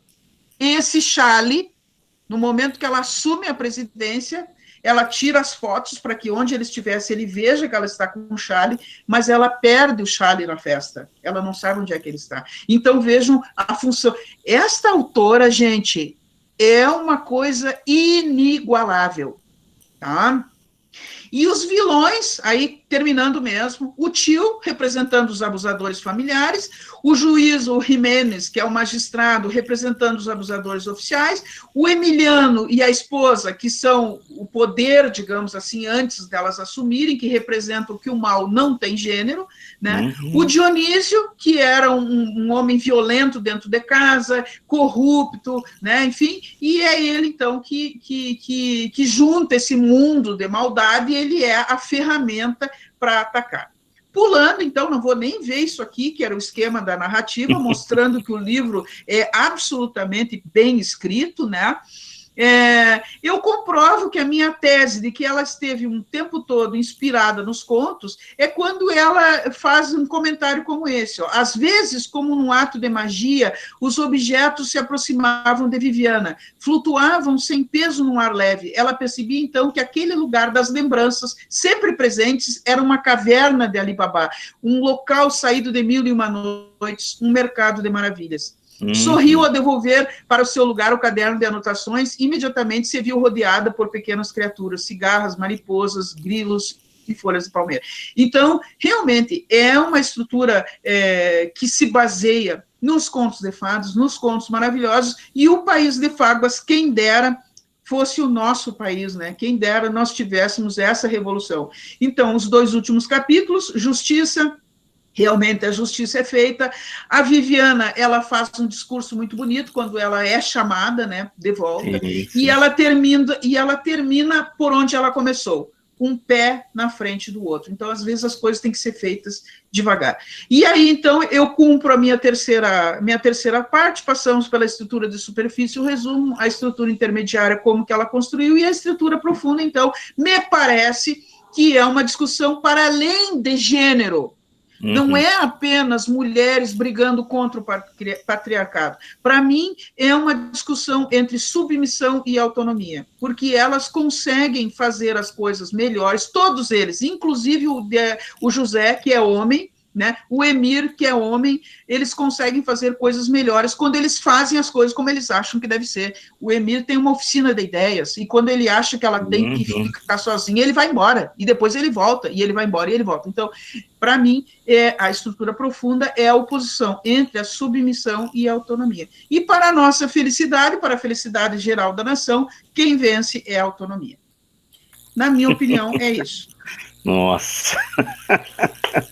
Muito obrigada, professora, excelente. Eu estou louca de medo do conceito da professora Ana. Eu quero que seja pelo menos um B. Ah, que análise maravilhosa, Ana Carolina. Se eu tiver pelo menos um B com a Ana Costa, eu já estou no lucro. Já estou no lucro. Se eu tirar um B. Ela é bem exigente. Pois é, por isso, né? Se eu tirar um B, eu já estou louca de feliz. 19:04, Gilmar. Nós vamos ter que terminar porque foi o que a se pessoa pôde tem compromisso. Nós perdemos aquele tempo inicial, foi uma pena, né? Mas cumprimos com o objetivo que é apresentar o livro de uma autora contemporânea latino-americana, né? Nicaragüense, lá do país do Luiz E. Ortega, né? A professora Buena Costa vai falar um pouquinho, mas fala maravilhosa, que fala maravilhosa, ótimo. Eu quero parabenizar a Ana, estava bem, muito bom, gostei dessa tua divisão, estruturalista, bem estruturalista, mas excelente. E nem a Chiquita bacana. Chiquita bacana, mas assim, muito, muito bom, achei também uma forma até exemplar, assim, de ensinar os alunos, isso, né? Modelar. Como é que é modelar, como chegar num texto. Parabéns. Eu tenho algumas coisinhas, assim, que eu queria só complementar, que eu gostei. Casualmente, nós estamos trabalhando com... A Natália está aí, né? Nós estamos trabalhando com a Simone de Beauvoir, estamos trabalhando com o feminismo. Então, esse livro tem tudo a ver, né? Então, até hoje de manhã eu estava mostrando, tem uma outra obra que eu recomendo muitíssimo, que é essa da Paulina Chigiani, que é também sobre o aspecto que é uma moçambicana, a primeira mulher moçambicana a escrever. Eu acho que começam as vozes femininas a andar por aí, né? E agora, tem algumas coisas que eu acho incrível, para tu ver a tua leitura do Vulcão, ela é como uma epifania, né? É algo assim, e para mim, até por causa da descrição como foi feita, ela é fálica. Sim. Entenderam? Então, ela diz, inclusive, em algum momento, ela olha e diz, o vulcão... É que eu fiquei com vergonha de dizer. Ela diz, e o vulcão, não sei o que ali, ereto, né? Então, o vulcão... Desculpa. Está falhando um pouco, Ana Maria Bueno. Ai, que pecadinho. A péssima. Melhorou? Não. Não melhorou. Não. Ai, que pecado. Melhorou agora? Não. Melhorou. Tá falhando, Tá. tá Não, falhando. não se mexa, professora. Você tem que ficar egípcia, assim. Tem que ficar egípcia e apenas Ficarei movimentar a egípcia. boca. Blá, blá, que aí não perde a imagem.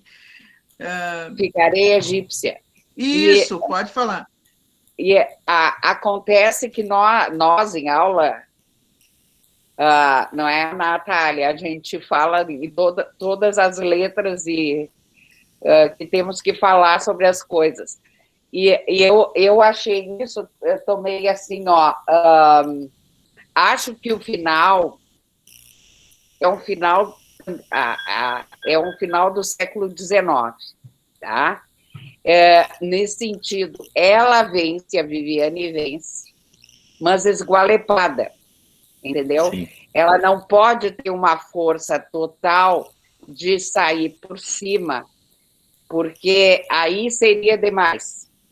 Então, é como a Jane Eyre, é como outras, assim, personagens femininas, tudo bem, ela vence, mas ela não vence por completo, ela tem essa deficiência que tu não quisesse falar, que é séria, mas que ela consegue vencer. Eu não quis contar tudo, né? O Gilmar disse que não era para contar tudo, que era para contar a história, mas que o que a gente queria era que as pessoas mas fossem... então, essa questão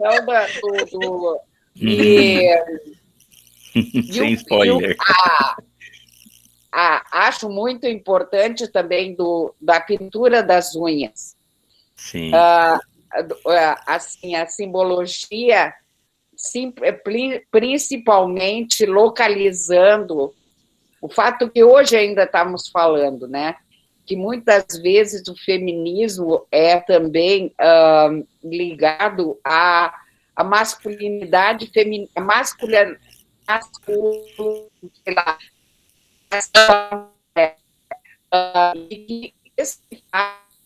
Pare, professora. Pare, não se mexa.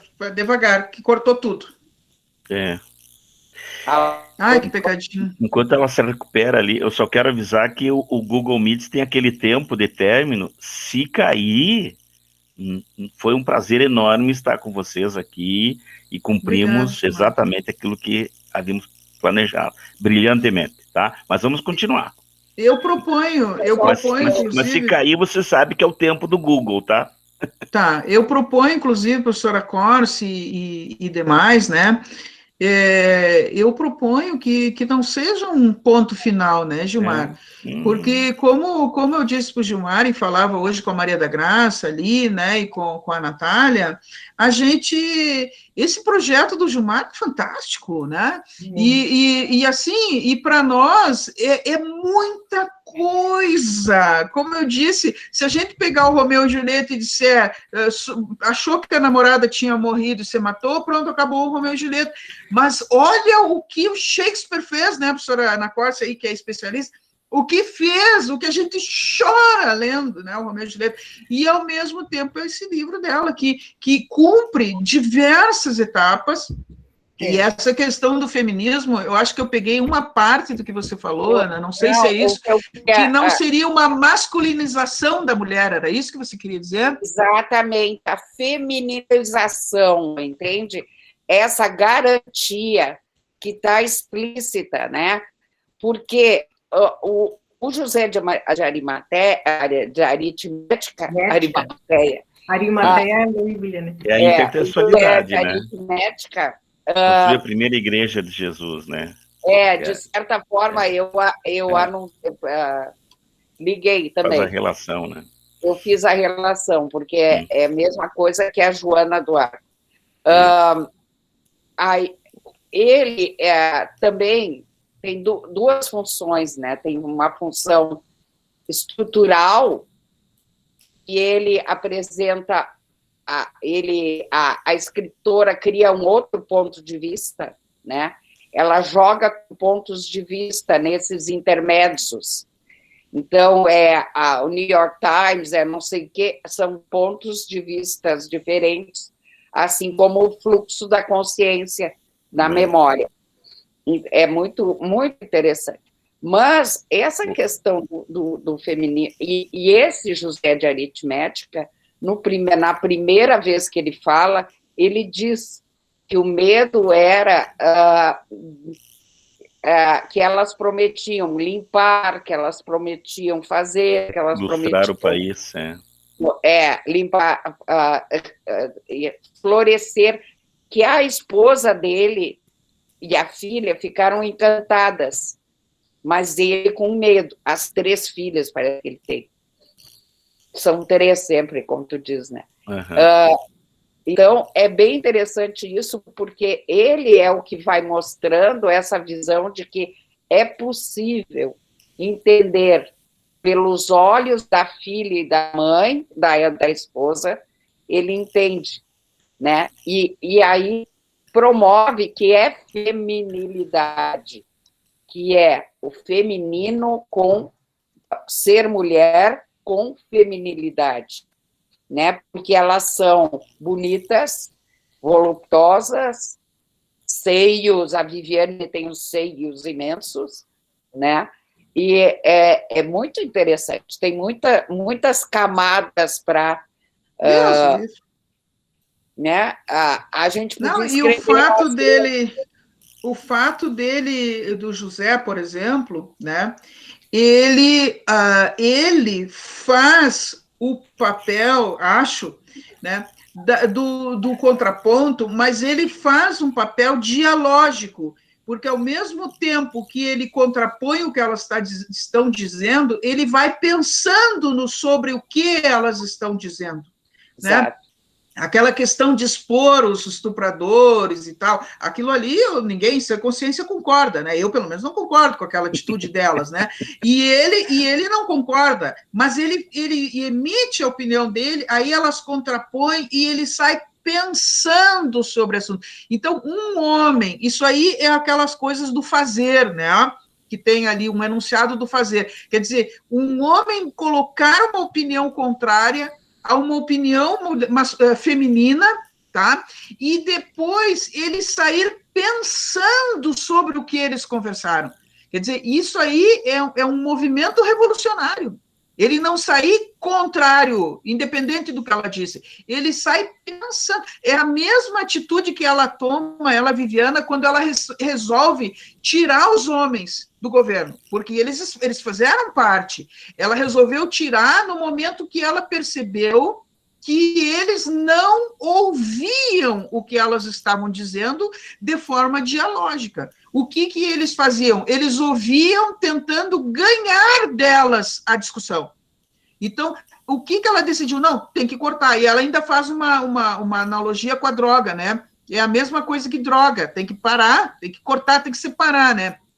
E o Emir sente que intuitivamente ela está certa, embora ele também pense assim, não, eu também vou ter que sair. Mas, embora ele sempre tenha apoiado ela, ele também sente, e naquele momento é um corte também para ele, né? Ela sente que aquilo ali tem que parar. O José faz diferente, o José conversa, mesmo com a Eva, que é a mais durona, vamos dizer assim, né? que é formada na arte ali da marcial e tal, é a ministra da Defesa, né? Mesmo com a Eva, ele se sente tranquilo em falar com ela, e ele conversa com ela e ele sai pensando sobre o que eles falam. Extraordinário. Senhora Ana, eu acho extraordinário. E só tenho a lhe dar os parabéns pela participação aí, uma pena que a gente tem esse tempo exíguo. Agradeço, assim, a sua presença, né? Eu me sinto muito feliz. A última coisa que ela vai longe a discussão aí. Ela conversa com a minha amada Virginia Woolf. Ah, sim. Sim. Sim. Ela, desde o primeiro momento, ela diz que uma delas era magra, não sei o que chamavam ela de Virginia Woolf. Ou não é? Aí depois ela fala num teto todo seu. Não é? E ela diz que deveria distribuir os livros, os livros da Virginia Woolf. Mas tem uma questão interessante aí, Ecos. Exatamente. Um dos métodos, uma das propostas é o felicismo, Pelo felicismo, ela diz que, embora essas autoras como Susana Sontag, Virginia Woolf e tal, e ela cita também Van Gogh e Ernest Hemingway, não poderiam ser totalmente ídolos, porque terminaram suas vidas de forma trágica. Mas ela se utiliza da Virginia Woolf na estrutura do fluxo da consciência. Ah, sem dúvida. No galpão, entendeu? Né? No galpão. É isso. Ela então, faz esse livro ele pode ser lido em várias etapas, em várias partes, né? Os documentos históricos, o blog as escolhas dos objetos. Os objetos. Né? Aí vem as 3 entrevistas lá, a poética do espaço. A campanha publicitária, minha filha estava presente aí, não sei se ainda está. Olha aqui, deixa eu ler para vocês aqui. A campanha publicitária, né? Deixa eu ler algumas coisas aqui, ó. Acabe já com as dores de cabeça, o slogan, né? Acabe já com as dores de cabeça. O país está mais cagado que seu filho. Os homens sangram nas guerras. Nós sangramos todos os meses para a vida. Hormônios, avante! As únicas coisas boas que os homens fazem bem de pé é urinar. São os slogans da campanha. E é interessante colocar que isso aí ficava colocado em objetos específicos, né, para atingir as mulheres. Era colocado na caixinha de fralda, no pacotinho de fralda, era colocado conceitos criativos, no absorvente, né, enfim. É muito criativo. Gilmar. E a última coisa que nós também hoje de manhã estávamos falando, do aspecto mais marxista, vamos dizer, do olhar para a mulher como não produtiva, né? O homem produtivo e a mulher reprodutiva, sem ser produtiva, entendeu? E ela quebra isso, né? Ela quebra total, né? Tentando dizer que é tanto reprodutiva quanto produtiva. Não, o sistema, né, Ana Corsi? Eu acho isso. Foi por isso que eu coloquei ali no final que a estrutura profunda, aí, sim, com a Chiquita bacana, estruturalista, com toda razão, né? Ali na base, né, na estrutura profunda, por isso que eu disse que na estrutura profunda eu tenho para mim que é para além da discussão de gênero.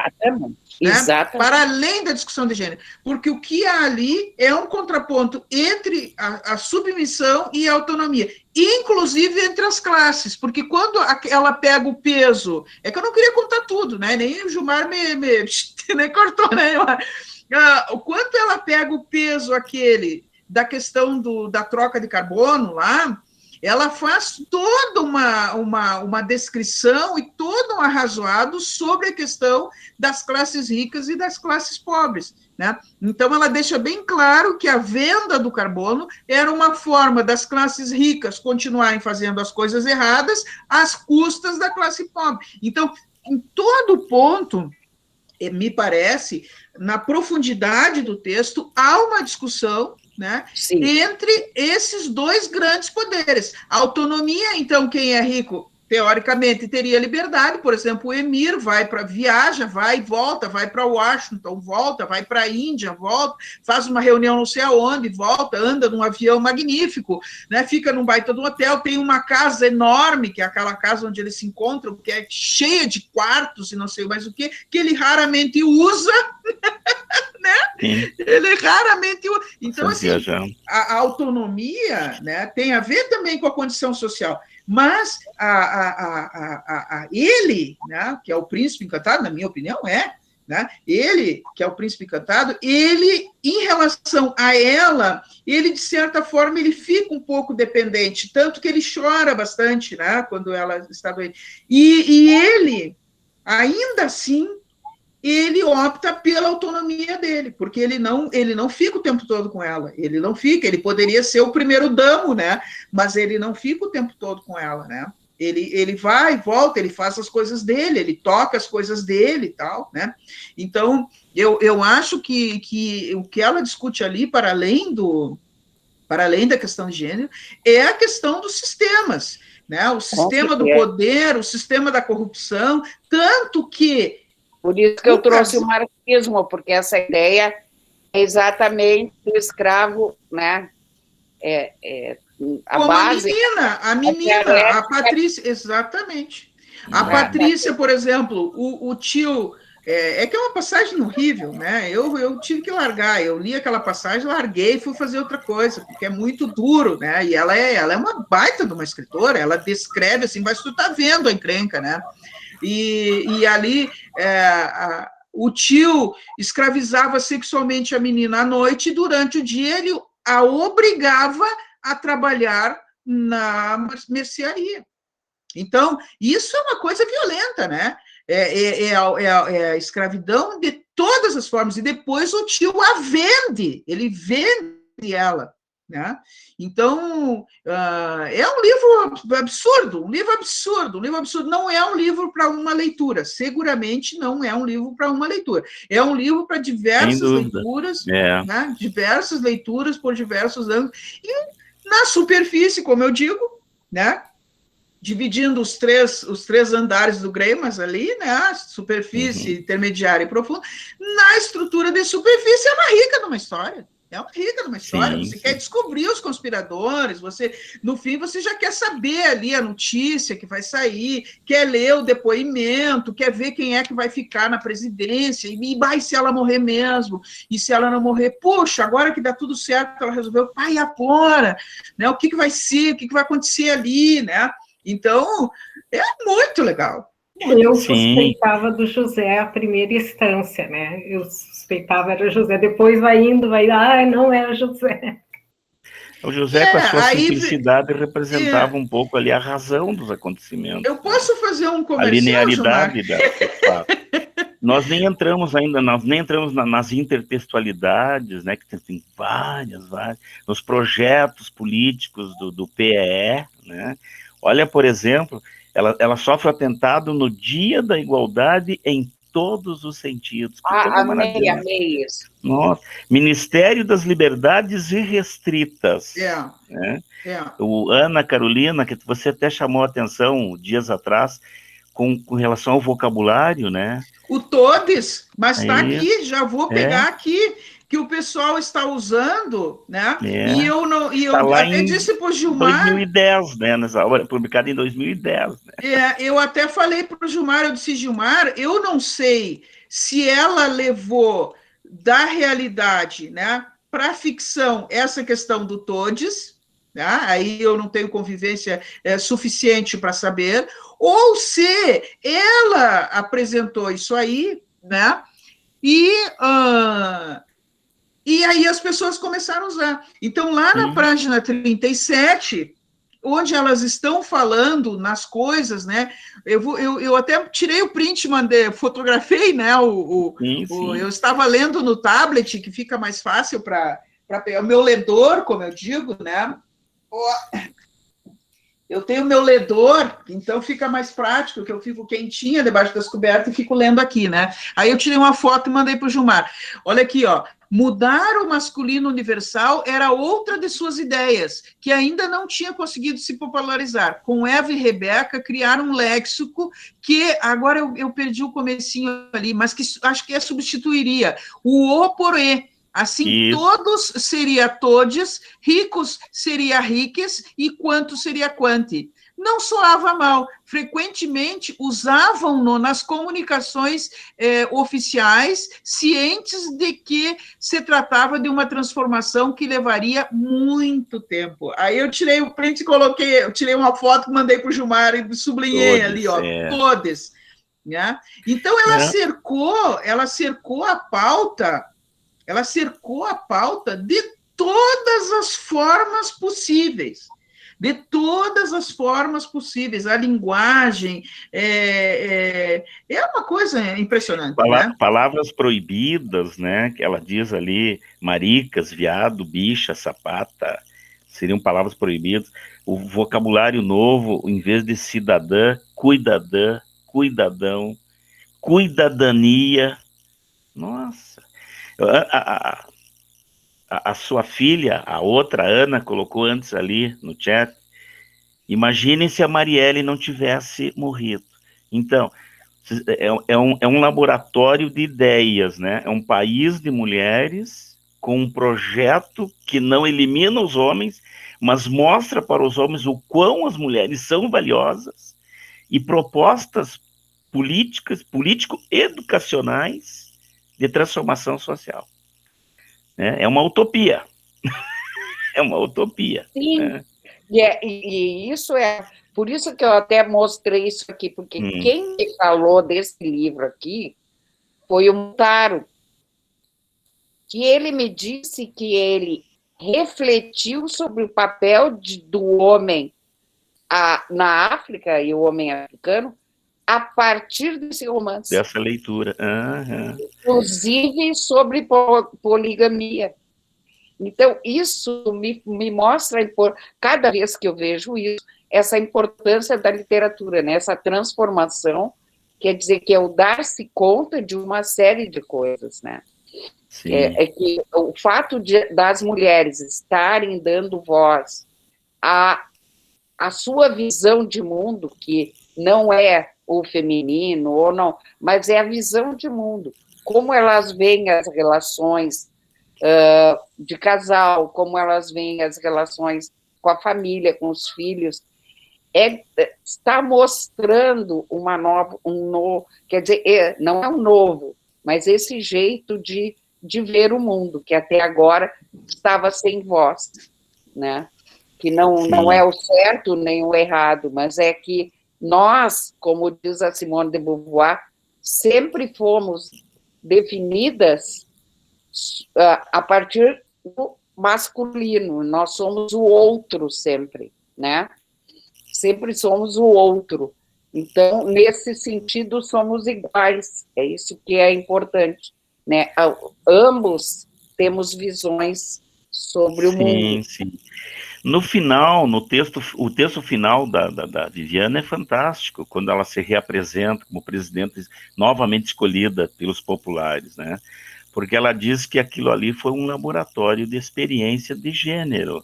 Quer dizer, é a empatia, é o homem se colocar no lugar da mulher.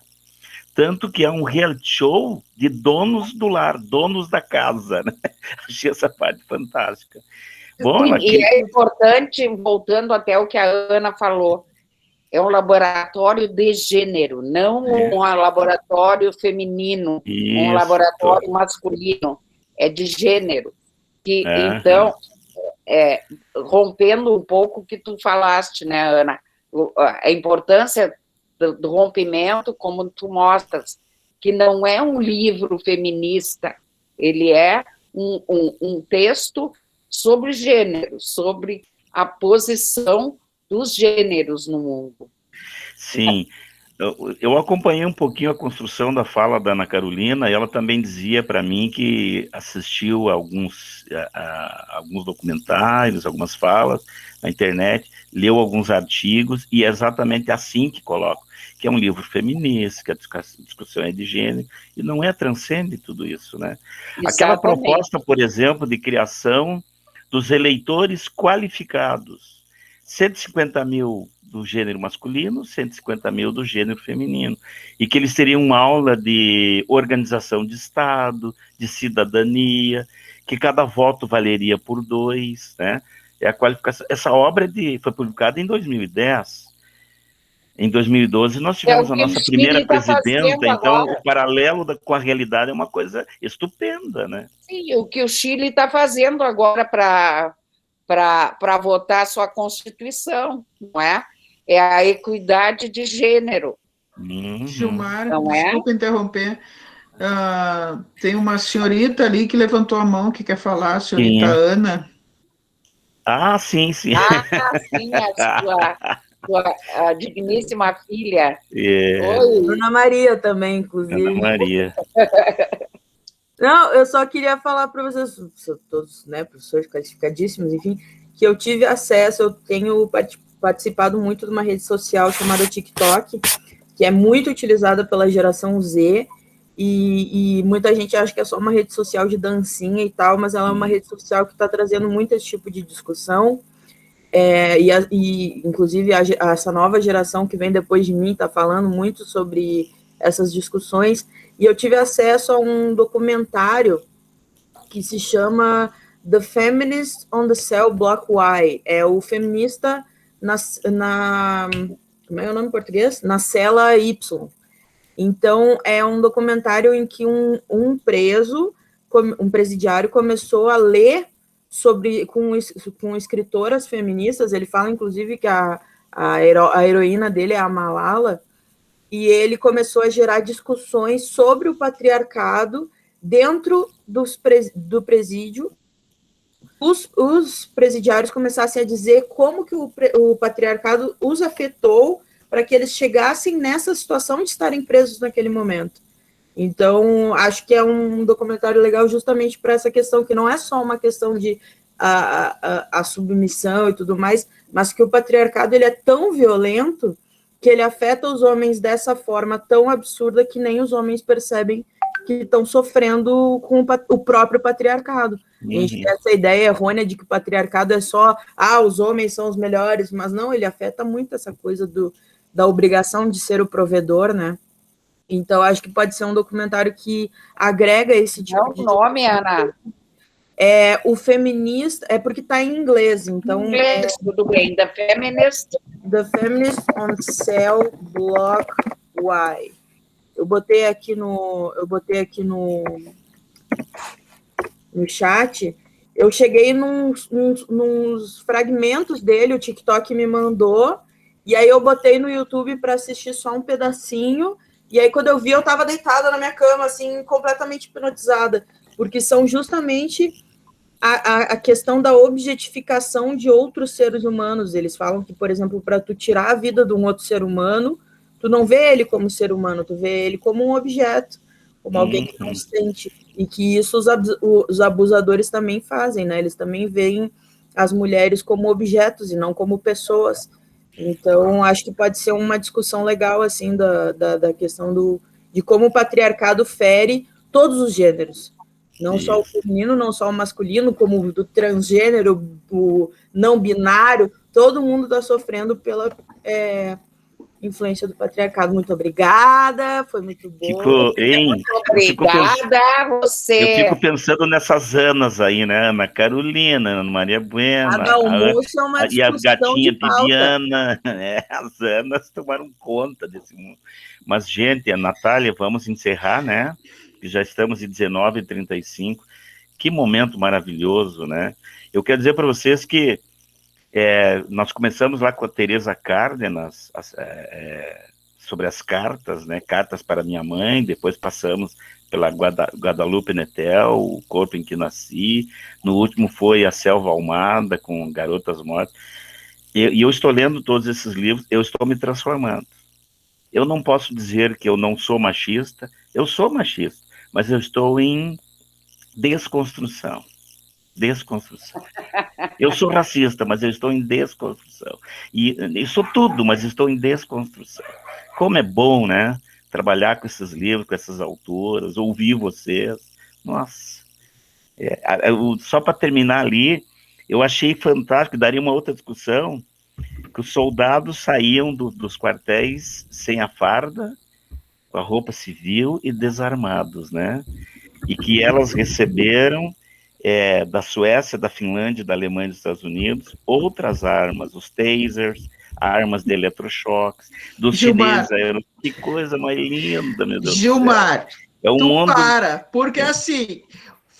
tu me pediu que eu encerrasse. Tá bom, porque assim, vamos encerrar. Não, é que cada coisa que tu falas, né?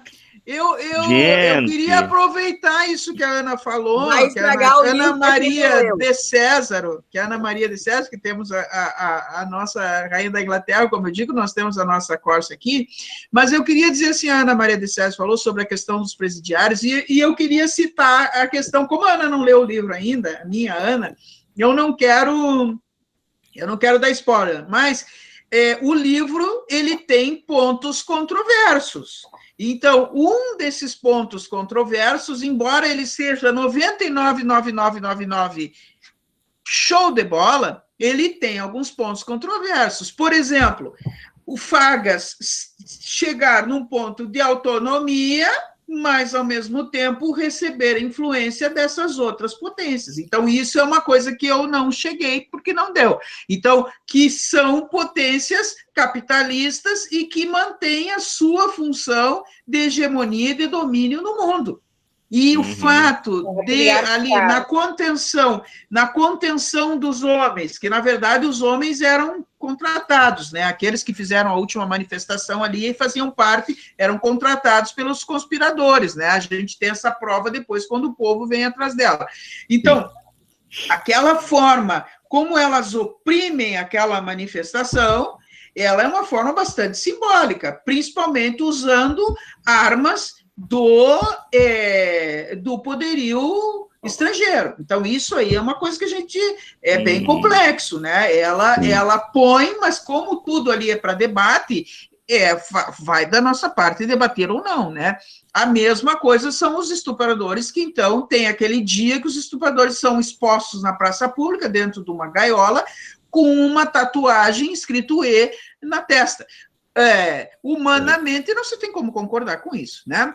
E essa posição da Ana Maria de César, dando esse relato sobre essa experiência prisional aí, ela traz de uma experiência que eu não tive, não conhecia, não sabia esse programa aí que ela está assistindo, né? Mas que vem a comprovar o que eu te disse, né? Que eu te falei, não tem coisas que não dá para aceitar. Que toda pessoa, e aí vem o meu imaginário. E o meu imaginário, eu peço desculpas, eu faço um esforço para não deixar influenciar, mas aí vem lá o meu imaginário cristão e outras informações que eu tenho, biocentristas, informações de, como é que se diz, de convivência social. Tem alguém que está com o microfone aí que está dando um estouro, o microfone aberto, alguém tem que fechar o microfone aí. Então, assim, que é o fato que, sim, toda pessoa pode se recuperar. E aí que eu não pude apresentar o final ali, que eu ia falar daquela última estrutura, que diz que quando a pessoa ela é exposta a coisas boas, ela tem uma possibilidade, né? Ela tem uma possibilidade de, como é que se diz? Agora não estou achando aqui. Só um pouquinho. Ela tem uma possibilidade, a partir do exemplo, né? Ela tem uma possibilidade de desenvolver atitudes mais humanas, né? Que é aquele posicionamento que partiu do Thorndike, acredito que seja assim. Então, já que arrebentamos com o tempo, né? Eu só queria pegar essa parte aqui. Não sei se aparece aí, Gilmarzinho, me dá 30 segundos? Tá aparecendo aí, tá, isso. Então, aqui, aquela última imagem que eu pirateei do professor André Vieira, o professor, inclusive, é psicólogo, né? Ele cita, esse autor aqui, ele vem da área da psicologia, né? Esse Edward Lee Thorndike, e ele foi um dos primeiros, 1874, faleceu em 1949, ele esteve na origem do surgimento do condicionamento operante, pois foi baseando-se nas suas primeiras experiências, ele descobriu que um ser vivo, em resposta a uma consequência agradável, tende a repetir o comportamento e faz exatamente o contrário quando recebe uma consequência agradável. Isso aqui foi um trechinho que eu pirateei ali da Wikipedia, e ele deu, então, os estudos dele levaram o Skinner a fazer toda aquela pesquisa sobre o condicionamento, né? Então, aqui dentro da narrativa, né, assim como tem coisas positivas, né, que as personagens desenvolvem coisas positivas em função do objetivo, de atingir o objetivo que era a transformação social, há coisas que são complicadas. Então, duas coisas eu considero bastante complicadas. Uma é a exposição dos presos, né? Porque a exposição dos presos, certamente, dentro do que acredito como evolução humana, vão os transformar em pessoas piores, né? Não vão, para eles, presos, não vão ser nada positivo. E para as pessoas que estão olhando, vai ser absolutamente negativo. E essa crítica, o José de la Aritmética, né, que tem a ver com pensamentos até mesmo cristãos, vamos dizer assim, ele tem um pouco isso, ele também diz isso. Não pode, ele não diz com essas palavras, mas é mais ou menos isso, não pode sair nada de bom disso aí, né? Porque são pessoas. Mas, então, deixa eu só dizer uma coisinha. Eu só queria concluir, Ana, se tu me permite. Só dizer uma coisa, assim, rápida. Tem do século XVIII, o Daniel Hawthorne escreveu A Letra Escarlate. Isso, eu ia citar. Tem um filme maravilhoso com a Demi Moore também. A letra exatamente. Isso é um intertexto com a Letra Escarlate, entendeu? Isso. E aí o José de Aritmética diz, não, mas esses tempos são outros, de certa forma. Ele verdade, diz, é isso aí. Né? Não chegamos a entrar. E tem uma música da Raul Seixas também que diz, a letra A tem meu nome. Mas então, assim, ó, o que eu queria dizer ali? Tá? E que a gente não e é compreensível, né? Sim. Que assim, há algumas ações ali, como aquelas delas irem usando aquela força, né, dos choques elétricos e irem abafando aqueles homens, abafando aquela manifestação com um instrumento de domínio vindo de potências capitalistas, aquilo ali é bastante complexo, né? Mas aí nós precisamos de o País das Mulheres 2, a missão. Isso aí. Né? Para poder dar conta. Bom, gente, eu acho que vamos encerrar, porque vai longe isso, a hein? gente não ouviu mais ninguém, gente. Ninguém mais falou. Sabe, tem 2 filmes, esse livro me lembrou 2 filmes que eu vi, são 2 versões. É uma cidade de mulheres, onde daí assim daí é uma coisa, é um contrário desse livro, né? Que seria a cidade onde as mulheres são perfeitas, mas é a parte que os homens submetem elas. Tem uma versão dos anos 50, eu acho, e tem uma outra versão moderna que é com a Glenn Close e a Nicole Kidman, que depois, no fim, é surpreendente, porque quem tenta fazer as mulheres perfeitas são as mulheres mesmo, né? Então, esse livro me remeteu muito a esse filme, né? Nessa mesma temática aí, eu achei muito similar, né, a temática. Acho esses filmes, mas não me lembro agora o nome dos filmes, né? Enfim, maravilhoso o livro. Tá? Adorei. Eu gosto muito desse livro. Vamos, Gilmar. Natália, termina. Certo. Muito obrigada pela presença de todos, pela maravilhosa apresentação que a professora Ana Carolina, Agora as anos se confundem. 3 anos na minha cabeça tá... Não, mas a professora Ana Maria Corsi vai fazer uma das palestras, né, Gilmar? Qual é o livro da professora Corsi? Eu acho que é a última, mas ela tem lá. Agora a Carolina, né? Ela vai fechar o ciclo. Né? Vai ser uma covardia, né? Vai ser uma covardia. Sacanagem, né? Tá bom. Não, eu só vou ficar o tempo inteiro fazendo... Só isso. Agora nós teremos na sequência aí a professora Marta Hope, depois a professora lá de Cruz Alta, a Nery. Ai, como é que é? Sim, eu sei. Da sociologia, né? Pessoa a professora Edith, que está aí, também vai ter uma fala dela. Nós teremos o coletivo de Jamila Ribeiro, que vai analisar, vai apresentar esse livro aqui. A mãe da mãe de sua mãe e suas filhas. Gilmar, já veio outra coisa, Gilmar. Para, Gilmar. Tá, não, vamos encerrar, porque daí vamos até meia-noite. Não, preciso dizer. Por favor, leiam. Eu até vou ver se eu acho a capa aqui, tá? Uma peça de teatro que se transformou em livro. Só um pouquinho que eu vou achar a capa. Vamos ver se entra. Aqui. Onde é que está? Aqui. Por favor. Ah, não, é um filme, um videozinho. Se as coisas fossem mães, da Silvia Ortoff. Esse livro, Se as coisas fossem mães, eu achei um videozinho aqui, eu achei que era só a imagem da capa, mas é um videozinho. Por favor, um dia temos que fazer isso sobre a literatura infanto-juvenil. Essa é a experiência aí. E aí, Se as coisas fossem mães, eu assisti com um grupo de teatro chamado Teatro Aberto, ali em Passo Fundo, numa daquelas jornadas de literatura da professora Tânia Rosen e da Silvia Ortoff. Silvia Ortoff, uma coisa demais. E que tem a ver com esse livro aí também. Tá, Gilmar, chega. Vamos agora até ia dizer um poema da Cecília Meirelles aí, mas está terminando. Gilmar, né?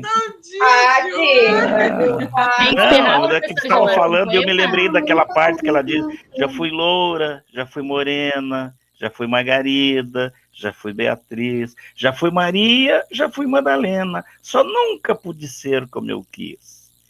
Que mal faz essa cor fingida do meu cabelo, nos meus lábios, na minha face e no meu rosto, se tudo na vida é tinta, é desgosto. E esse livro nos faz perceber que não é assim. Pelo contrário, como um show que eu assisti lá em 1984, do Camisa de Ventos, em Curitiba, que o Marcelo Nova dizia: um dia o nosso país será governado por uma mulher, pelo menos ele vai ser mais bonito, sensível e vaidoso. É fantástico. Natália, por favor, termina aí. Nada mais sabendo a tratar? Bom, eu acho que desliga ali a gravação. Né? Acabou. Quero agradecer também aos participantes que fizeram um lindo trabalho. A professora Ana Maria, que contribuiu perfeitamente. O professor Gilmar também. A Ana, que trouxe um documentário maravilhoso, que muitos não conheciam, acho. Eu não conhecia, pelo menos. Essa participação de todos é muito importante para nós. Dá um aproxego mais gostoso na palestra. Muito obrigada. Eu que Obrigado, agradeço até esse a próxima. momento, parabenizo a todos. Obrigada. Ana Carolina, mais uma vez, me surpreendeu positivamente. É muito bom. A próxima vez eu fico Obrigada, quieta. Gilmar.